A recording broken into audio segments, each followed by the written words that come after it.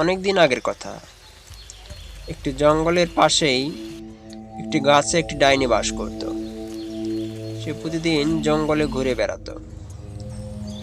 একদিন সে জঙ্গলে খাবারের সন্ধানে বেরিয়ে পড়ল। হঠাৎ করে সে দেখতে পেল কিছু মাছ ওখানে লাফালাফি করছে।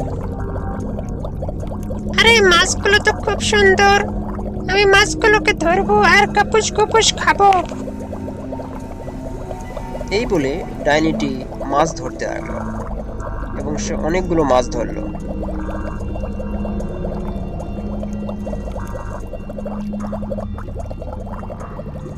সেখানে হঠাৎ করেই একটি শাকচুন্নি চলে এলো।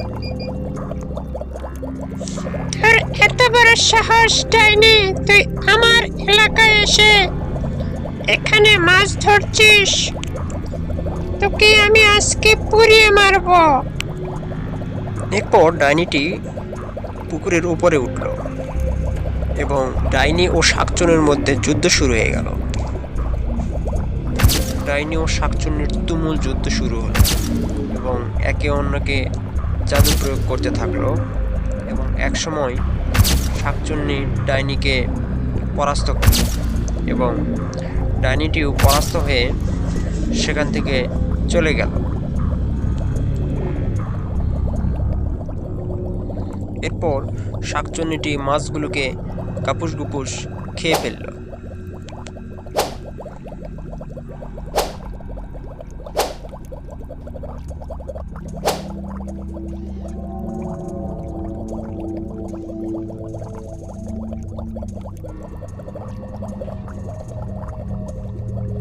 এরপর শাকচুন্নিটি সেখানকার সব মাছ খেয়ে ফেলল এবং খেয়ে সেখান থেকে চলে গেল। এর কিছুদিন পর ডাইনি জঙ্গলের গভীরে প্রবেশ করল এবং সে এদিক ওদিক ঘুরতে থাকলো। এদিকে শাকচুন্নিটিও ঠিক ওই পথে আসতে লাগলো যে পথে ডাইনিটি আসছিল। হঠাৎ করেই শাকচুন্নিটি একটি পুকুরে মাছ খাওয়ার জন্য প্রস্তুতি নিল। আরে এগুলো তো খুব ভালো ভালো মাছ, আমি এখনই কাপুস কুপুস মাছগুলো খেয়ে ফেলবো। হঠাৎ করেই সেখানে ডাইনি চলে আসলো এবং বলল, কে রে শাকচুন্নি, তুই আজ আমার এলাকায় এসেছিস? তারা তোকে আজকে মজা দেখাবো।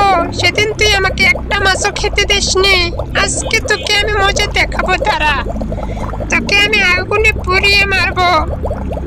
এই বলে ডাইনিটি শাকচুন্নিকে আগুনে পুড়িয়ে মারল।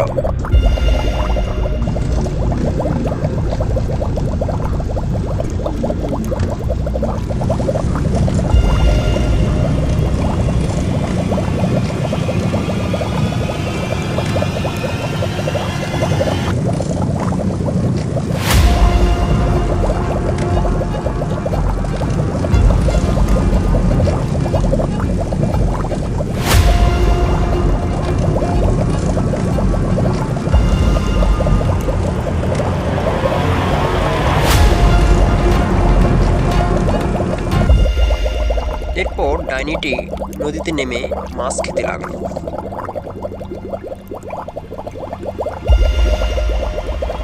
এবং ডাইনিটি একসময় সব মাছ খেয়ে সেখান থেকে চলে গেল।